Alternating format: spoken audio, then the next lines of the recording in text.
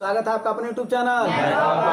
चलो आज फिर मैथ का प्रैक्टिस करा दिया जाए ना। चलो देखो पहला क्वेश्चन क्या कर रहा है, कर रहा है 3 संख्याओं का अनुपात दे रखा है 2:3:6, ठीक ना। और उसका मौसा दे रखा है 45। मौसा कितना दे रखा है, HCF इसको बोलते हैं, ठीक है। कह रहा है संख्याओं का योग बताओ। क्या बताओ भैया, संख्याओं का योग बताओ। अच्छा एक बात बताओ, हम तुमको बताए थे कि मौसा उस संख्या में होती है। कहाँ होती है मौसा? उस संख्या में होती है। तो पहला संख्या कितना है, 2 है, यही ना है। इसका मतलब इसको लिख सकते हो 2x, इसको लिख सकते हो 3x और इसको लिख सकते हो, यही ना। तो पहली संख्या अगर बात किया जाए तो पहली संख्या कितनी हो जाएगी, 2 गुणे 45, कितना आ जाएगा भैया 90। दूसरी संख्या कितनी हो जाएगी, 3 गुणे, नहीं समझे क्या? अरे 3 गुणे x ही तो इसमें कॉमन है। कॉमन का मतलब सभी में है, तो सभी में कौन है, मौसा ही होता है सभी में, यानी 45 है, यही ना। 45 क्या कितना होता है, 135। उसके बाद फिर क्या हो गया, तीसरा संख्या क्या हो गया, 6 गुणे 45, ये कितना हो जाएगा 270। इसी को जोड़ दो, 5 हो गया, 7 3 10 9 19 2 1 3 1 495। योग कितना होगा 495। कोई दिक्कत वाली बात थी क्या? हाँ ठीक है। नहीं तो तुम क्या कर सकते थे, ऐसे भी कर सकते थे, 6 3 9 2 45 का 11 में गुणा कर देते तो आंसर आ जाता। देखो 11 25 55 के 5 हाथ में 5 ना, 11 चौके 44 5 देखो आगे कि नहीं आ गया। तो इतना अलग अलग निकालने की जरूरत है ना। हाँ अगला फल देखा जाए, अगला फल देख लो। कह रहा है कि बजाज इलेक्ट्रॉनिक्स के 2 माइक्रोवेव हैं, प्रत्येक की दर 4800 रुपया। एक को 20% के लाभ पर बेचा जाता है, दूसरे को 20% हानि पर। 20% क्या हो रहा है भैया, लाभ का मतलब प्लस हो रहा है, और फिर 20% क्या हो रहा है, हानि हो रहा है। कभी भी अगर ऐसा सवाल दे रहा है, अब पूरे लेन देन में अगर वो लाभ प्रतिशत पूछ रहा हो या हानि प्रतिशत पूछ रहा हो, तो तुम्हें जो दिया गया है कि कितनी दर से बेचता है, उससे तुम्हें कोई मतलब नहीं है। तो तुम्हें करना क्या है, इसको फार्मूले पर लगाना, a + b + ab बाई 100 बस इस चीज पर रख लो। ये पहला 20 है, प्लस है ना, दूसरा क्या है माइनस। फिर उसके बाद से प्लस और माइनस का गुणा क्या होगा, 20 गुणे बटा 100, 0 से 0 कट गया, 20 से 20 2 दूना -4। -4 का मतलब क्या होगा, 4% की, यानी पूरे लेन देन में 4% की क्या होगी भैया, दोनों दिक्कत नहीं। हाँ तो देखो इसमें डायरेक्ट ऐसे लगा लेना है, ठीक है। चलो अगला फल देखा जाए। अगला देखो क्या कर रहा है, सूची मूल्य दे रखा है 2000। सूची मूल्य को अंकित मूल्य बोलते हैं, और अंकित मूल्य पर तुम्हें पता है कि छूट दिया जाता है, बोलो दिया जाता है कि नहीं? हाँ तो उसमें करना क्या है, देखो 2000 रुपया है, पहला छूट कितना 20%, तो 20 अगर छूट दिया है क्या हुआ, हाँ 20 अगर छूट दिया है तो 80 क्या करेगा, वो लेगा, तो 80 ले लेगा। फिर 10 छूट दिया है तो 90 लेगा, बोलो कोई दिक्कत नहीं। 0 से 0 कट गया, फिर 00 1 0 ये और 1 8 9 72, 72 दूना 144 ना, कितना 0 ये कितने में बिकेगा वो 1440। उसका शुद्ध विक्रय मूल्य कितना हो जाएगा 1440 रुपये। जितना छूट देगा छूट देते चले जाओ सूची मूल्य पर। आप सूची मूल्य को अंकित मूल्य कहते हैं, बोलो कोई दिक्कत नहीं। अगला देखो, 3 लोग हैं और वो 210 रुपया कमाते हैं, 3 लोग मिलकर के, x y और z। कितना रुपया कमाते हैं, 210 रुपया कमाते हैं। और कह रहा है इनका कार्य का जो अनुपात है 4:5 है, यानी 4 6 और 5 का इनका अनुपात है। और तुम्हें बताए हैं हम कि क्षमता के ही अनुसार उनको रुपया बांटा जाता है, जिसकी जितनी क्षमता है उसकी उतनी रुपया। तुम ज्यादा मेहनत करोगे तो पैसा तुम्हें ज्यादा, कम मेहनत करोगे तो पैसा मेहनत करना है, यानी पैसा ज्यादा चाहिए ना। तो उसी तरीके से आप जिसकी क्षमता ज्यादा होगी उसको पैसा ज्यादा मिलेगा। तो देखो कुल कितना है, 4 6 10 और 10 5 15 बराबर 210। भाई 210 रुपया बांटा गया इन 15 लोगों में, 15 बराबर 210। तो पूछ रहा जेड को कितना मिला है, तो जेड यही है ना, तो 15 बराबर 210, तो 5 बराबर कितना, यही पूछ रहा ना। तिरछी गुणा कर दो, 5 गुणे 210 अब बटा 5 तिहाई 3 सत्ते कितना रुपया है भैया? जेड को कितना रुपया मिला है? कितना मिला है? अगर पूछता वाई को कितना मिलेगा तो 6 का मान निकाल लेते। 6 बराबर कितना? अगर पूछा एफ को तो 4 बराबर कितना? निकल जाता है नहीं निकल जाता? नहीं समझे क्या? नहीं समझे क्या? अगला सवाल देखा जाए। देखो सवाल बड़ा है, ठीक है। पी क्यू और आर दे रखा है ना जी। कभी भी साझेदारी वाले सवाल में देखते हैं कि सबसे पहले कितना रुपया निवेश कर रहा है, सबसे पहला काम।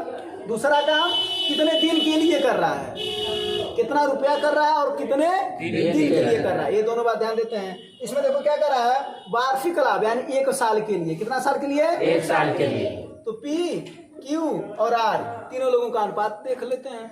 तो पी कितना दे रहा है? 35,000। कितने साल के लिए? 1 साल के लिए। फिर अनुपात क्यू कितना दे रहा है? 45,000। कितने साल के लिए? 1 साल। फिर आर कितना दे रहा है? 55,000। कितने साल के लिए? 1 साल के लिए। कोई दिक्कत नहीं। अब इसी का अनुपात ज्ञात कर लो। 3 0 से 3 0 पहले काट दो। फिर 5 सत्ते 35।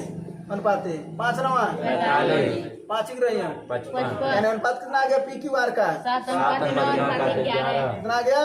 7:9:11। कोनो दिक्कत है? नहीं। अब क्या पूछ रहा है? उनका जो हिस्सा है वो 40,500 है, यानी 40,500।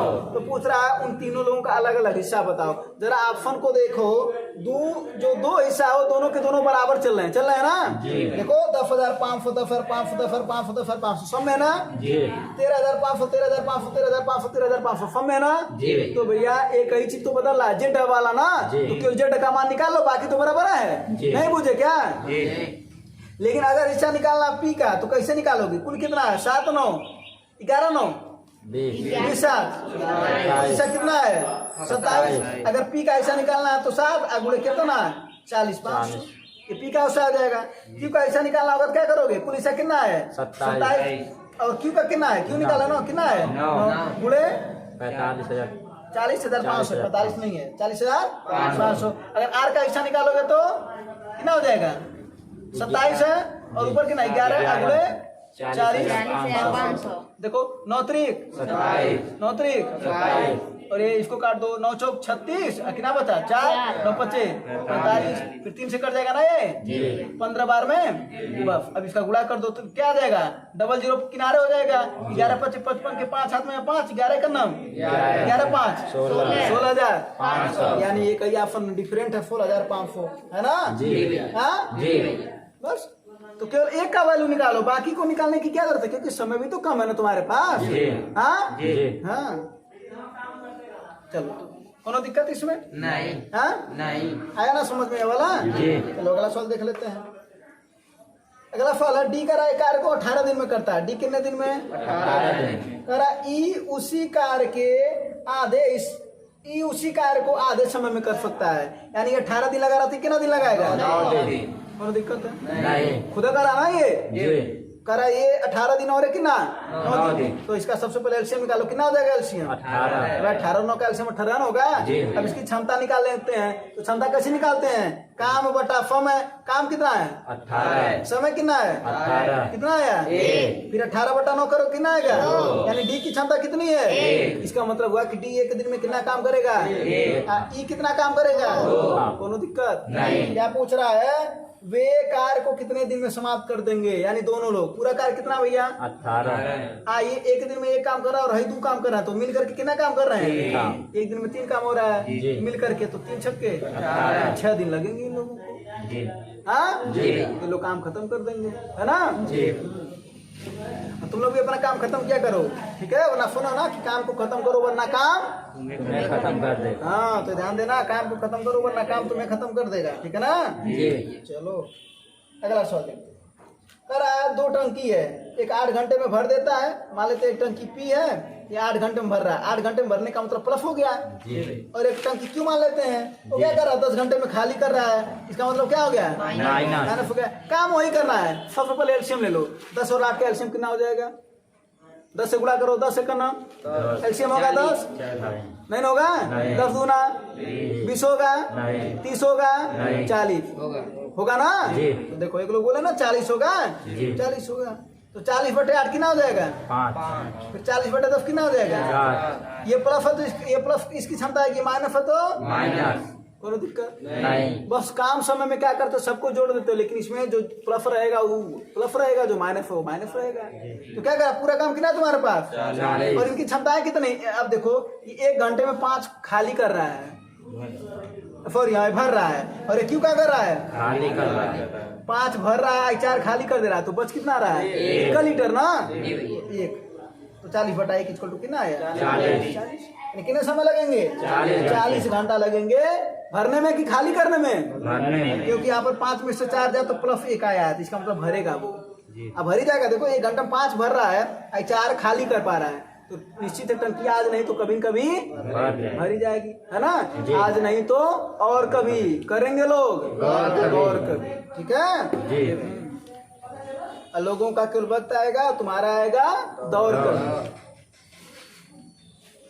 तो अगला सवाल जरा देख लो। अगला सवाल का फार्मूला बता देते तुम्हें पहले। साधारण ब्याज चक्रवृद्धि ब्याज का अगर कभी अंतर की बात करेगा तो अंतर का जो फार्मूला होता है P/R/100 2 घात।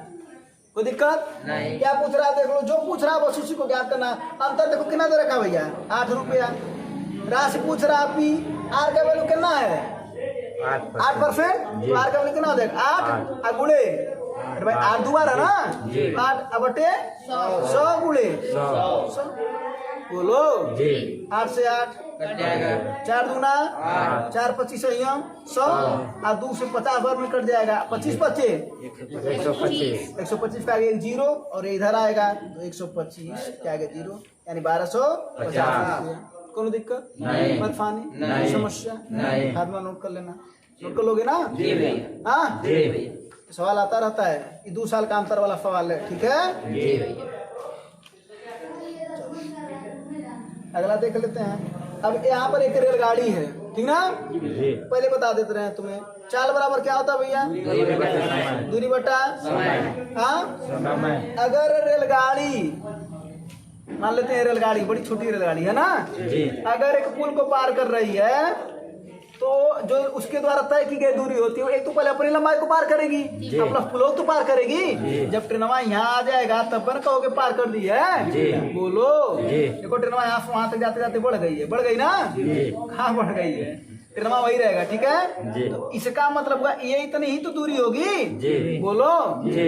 इसका मतलब होगा चाल बराबर। अब चाल कितना दे रखा है? 72 किलोमीटर प्रति घंटा। जी। इसी को मीटर पर सेकंड में चेंज कर दो, 5 क्या हो जाएगा? 18। ये तो पता है ना? जी। किलोमीटर प्रति घंटा को मीटर पर सेकंड में चेंज करने के लिए 5/18 से क्या कर देते हैं भैया? क्या कर देते हैं? दूरी क्या हो जाएगा? ट्रेन प्लस किसको पार कर रहा है? पुल को ना, तो ट्रेन प्लस पुल हो जाएगा। अब बटे कितने समय में पार कर रहा है? वही तो पूछ रहा है, वही क्या कर रहा है? पूछ रहा। यही ना? जी। जरा इसको साल को 18 चौके 4 25 20 बराबर। जरा बताओ तो ट्रेनवा कितना है? कितना लंबा है ट्रेन? 110 मीटर। और पुल कितना है? 132 मीटर। 132 मीटर। 110 और प्लस 132 बटे समय, ये ना भैया? जी। बोलो जी। तो कितना हो जाएगा ये? 132 और 110 कितना हो जाएगा? 242 बटा समय, यही ना? हाँ जी। अब इसे से 2 से काट दो इसको, कितना हो जाएगा ये? ऐसे लिख सकते हो ना यहाँ पर, समय बराबर क्या हो जाएगा? तो 242 बटा 20। दूध आए 2 एक का नाम 2 दूना 2 एक का नाम कितना आ जाएगा? 10 से भाग दे दोगे तो 12.1 सेकंड में आना ये। यदि तुम मीटर पर सेकंड में पहले चेंज कर लिए थे यहीं पर। जी। हाँ जी। तो कभी भी अगर ट्रेन पुल को पार करे, प्लेटफार्म को पार करे, तो जो दूरी होती है वो दोनों क्या होते हैं? जुट जाते हैं, हमेशा जुट जाते, घटते नहीं है वो। ठीक है जी। हाँ जी भैया। और कह दो अगर पुल को पार करने के साथ प्लेटफार्म को पार करता था तो सबको जोड़ देते, ट्रेन प्लस पुल प्लस प्लेटफार्म बटा समय। इधर तो चाल दिया ही है, नहीं मुझे कहा? जी। हाँ सवाल और है? चलो यही लास्ट सवाल है। ठीक है जी। चलो देखो ये बेलन के आयतन वाला सवाल। तो सबसे पहले तुम्हें बेलन का आयतन बता देते हैं। तो बेलन का आयतन क्या होता है? बेलन का आयतन क्या होता है? πr² H. कितना होता है? अगर मान लो पहला बेलन है, इसमें 2 बेलन की बात कर रहा ना, सवाल को समझना। पहला बेलन है तो V1 कर लो। जी। पहला माने 1, क्या हो जाएगा? ये पाई का वैल्यू तो फिक्स होता है, क्या हो जाएगा? R1² ये चमन जी। बोलो हो जाएगा कि नहीं हो जाएगा? समीकरण नंबर एक दूसरा बेलन V2 फिर क्या हो जाएगा पाई R2 स्क्वायर H2 नहीं समझ में आ रहा क्या हो? अरे भाई पहला बेलन है तो V1 हो गया, दूसरा है तो V2। पाई का वैल्यू बराबर होता है 22/7 R है तो R1 और यहाँ पर दूसरे के लिए R2, H है H1 दूसरे के लिए H2, कोनो दिक्कत नहीं। R त्रिज्या है और H क्या है? ऊंचाई ऊंचाई है किसका? बेलन का। बेलन देखे हो ना? जी हाँ जी नहीं देखे हो तो देख लो, ये इसकी ऊंचाई है और ये उसका बेलन का ये मुंह जो होता है वृत्ताकार होता है ना, जी। तो यही उसकी आधी जो है वो इसकी त्रिज्या है। जी जी ठीक है जी। चलो तो अब यहाँ पर देखो क्या कर, कभी भी अगर अनुपात वाला सवाल देगा तो तुम्हें करना क्या, अनुपात मतलब भाग दिया जा रहा ना, जी। तुम ही भाग दे दो, इससे से भाग दे तो क्या हो जाएगा? ये पाई से पाई हाँ तो क्या बन जाएगा भैया? V1/V2 बराबर R1/R2 का होल स्क्वायर कर दिया जाए। जी। अरे भाई इसका भी स्क्वायर है तो दोनों को एक कम कर दो ना। जी बोलो जी। हाँ जी। दो लोग कहीं जा रहे हो, अलग अलग साइकिल से जाने से बेहतर है एक ही साइकिल पर चले जाओ अगर हो सके तो, कि अलग अलग ही जाओगे जैसी तुम्हारी इच्छा। R1/R2 का क्या कर दो होल स्क्वायर, गुड़े H1/H2 कोनो दिक्कत? होल स्क्वायर कहाँ भैया? कहाँ होल स्क्वायर रहेगा? R1/R2 का होल स्क्वायर होगा ना, जी। बट गुड़े H1/H2 सो रहे हो का? चलो अब अगला सवाल देखो। अब सॉरी अगला सवाल का है, अब देखो इसमें जो दे रखा वही लिख दो। क्या करा? एक आयतन 160 है यानी V1 का वैल्यू कितना है 160 बटे V2 का वैल्यू पूछ रहा है, यही है ना भैया? यहाँ पर यही तो निकल करके आया ना। जी। हाँ फिर क्या करा? त्रिज्याओं का अनुपात देखो 2:3 दे रखा है। त्रिज्याओं का मतलब यही R1 और R2 का मान कितना दे रखा है 2:3 तो 2 का वर्ग कितना हो जाएगा भैया 4 3 का वर्ग। दोनों दिक्कत हो तो बताओ, कोई दिक्कत हो तो बताओ, कोई दिक्कत हो तो बताओ, गुणे है तो गुणे कर दो। अब अगला क्या है? ऊंचाई का अनुपात दे रखा 5/3 या 5/3 यानी H1/H2 कितना दे रखा है 5/3 बस भैया इसी को सॉल्व कर दो। 5 चौके 20 अब 20 अट्ठे 160 यही ना। जी। अब इधर गुणा करो तो 9 अट्ठे अब 72 का 3 में गुणा करो कितना आ जाएगा 216 कितना आ जाएगा 216 वही घन इकाई। ठीक है ना, जी। क्योंकि घन में आएगा ना जी। घन इकाई, वर्ग थोड़ी ना होगा। जी कोनो दिक्कत परेशानी नहीं। समस्या बात तो समझ में आया? जी। नोट कर लेना ठीक है। जी। तो समझ में आएगा तो शेयर भी कर देना। जी। धन्यवाद। जय हिंद।